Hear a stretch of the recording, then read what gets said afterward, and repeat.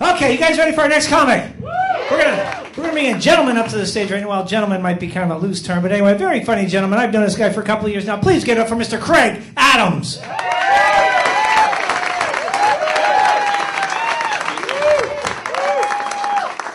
I will not be ending with any kind of vaginal landscaping joke.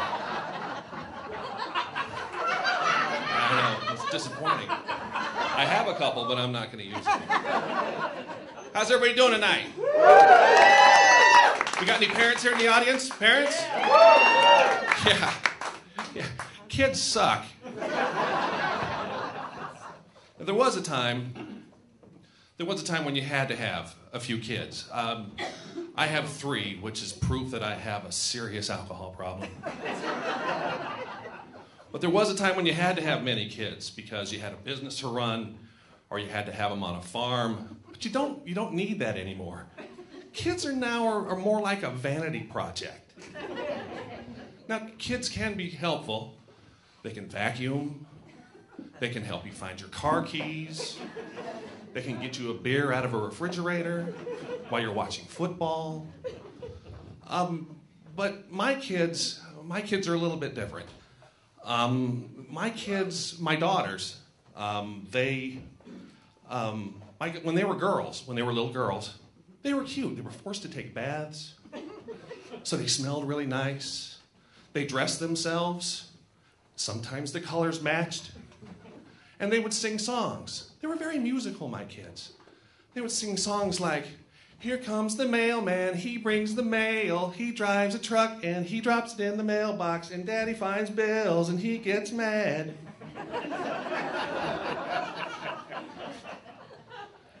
And then one day I was driving home from work and I took a couple of them to my daughters. We went into a liquor store to get some beer.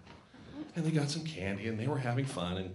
And we walked out and this homeless guy comes up and he says, "Can I borrow some money?" I said, "Sure, no problem, pal." So I give him some money. We get in the car and my daughter says, "Well, who's that?" I said, that guy's a hobo. He doesn't have a job. And every once in a while I give him some money. "He doesn't have a job, but where does he live?" I said, "I don't know. I guess he lives behind the liquor store." So we get home and we open the front door and my wife is sitting there talking to a neighbor. And my daughter runs in and she says, "Daddy knows a hobo.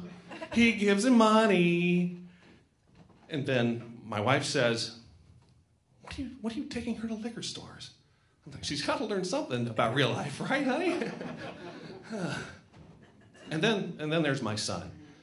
My boy, the apple of my eye, the picket of my fence. I would take him to, not to kindergarten, but to a daycare before he went into school. And he was really quiet at home. He was really quiet and well-reserved. But then, when we unleashed him upon the world, everything changed. I would go and I'd pick him up. I'd drop him off and everybody'd say, "Oh, well, glad he's here again today." And then, when I'd pick him up, it was like a totally different person. The lady would come up and she looked like she just came out of a scary movie, like she just saw a ghost. And she'd say, "Oh, we had a little bit of a problem with him today." I said, "Well, what happened?" And then she would commence to tell me the story that sounds like Genghis Khan running rampant across the countryside. It was like he would dump milk on the floor and throw toys across the room and spit on the floor like a baseball player. And this situation played out over and over and over again over the next couple of years. It was like every daycare center or babysitter within a 20-mile radius. It was like they had a picture of him behind the counter saying, "Beware of this boy."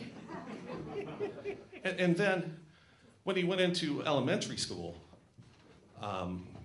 all the other kids would run out to their parents and they'd be happy to see him and they'd put him in the car and they'd take him home. I would go directly to the front office. I'd open the door and there he'd be sitting in the corner. I was like, "Here we go again." But then, around the time they turned 12, everything changed. The girls who were all happy-go-lucky when they were kids all of a sudden became sullen and dark. It's like they went to the dark side. Now, my son, who was already on the dark side, kind of didn't go to the light side. He kind of went into the middle side there someplace. One day we took the girls to junior high to a dance. And we dropped them off, and about an hour later we get a phone call from the principal. Principal says, "Your daughters are dancing inappropriately. You need to come pick them up." And I was like, inappropriately?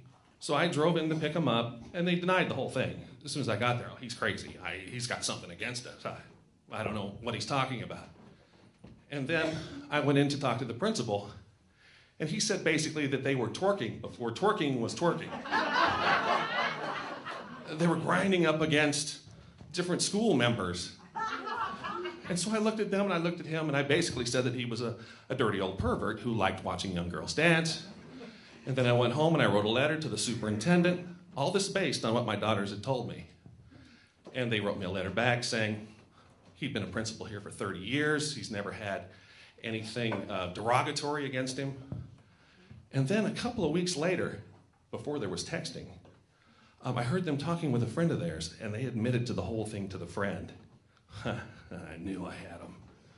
So one night, my wife and I were in bed at 2 a.m, and we hear a knock on the front door. And I go down and I open the door, and there's a sheriff standing there. One of Orange County's finest is standing right there in front of me.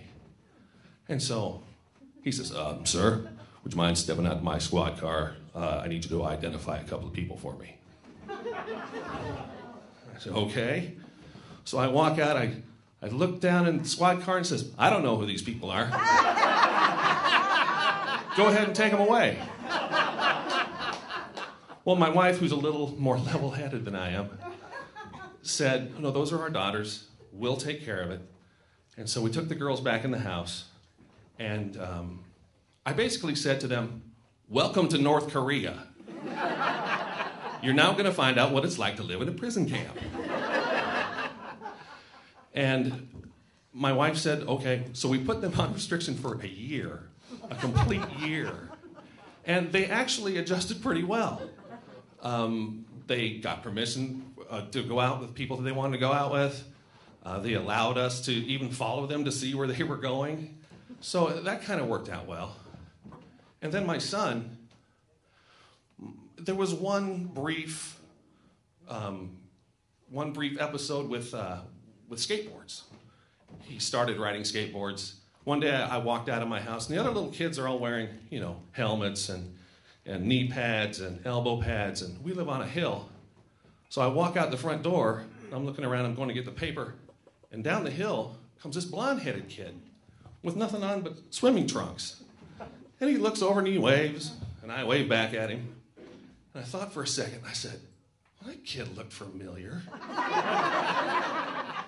And so a couple of, twisted ankles and broken wrists later, it made me realize that if I was an orthopedic surgeon, I would build a skate shop right next to my office and hand out maps of all the vacant pools and skateboard parks there are around in the area. But after that episode, my son basically became a piece of furniture. He would just lay around the house and he'd play games. And sometimes I didn't even know he was there. I'd walk through the house and I'd smell something. And what is that smell? So apparently he was playing this game called Call of Duty, and he was trying to set a high score at Call of Duty. And apparently he was always trying to set a high score for farting also. And then I'd walk into the kitchen and I'd see an entire loaf of bread had been wiped out and an entire jar of peanut butter. And so, I have all these stories of my kids. Now, they've all moved out. But I know they're going to be calling me soon because they always need money. They suck.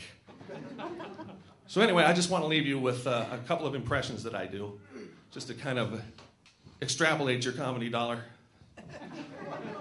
First one is, it's a visual thing. It's Robert De Niro. A little bit. And then I'd like to do an impression of my favorite actor, the legendary Jimmy Stewart.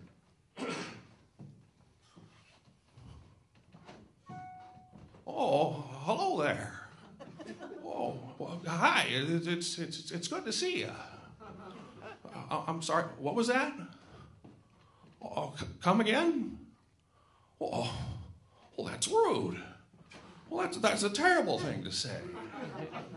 Well, fuck you. Thank you very much.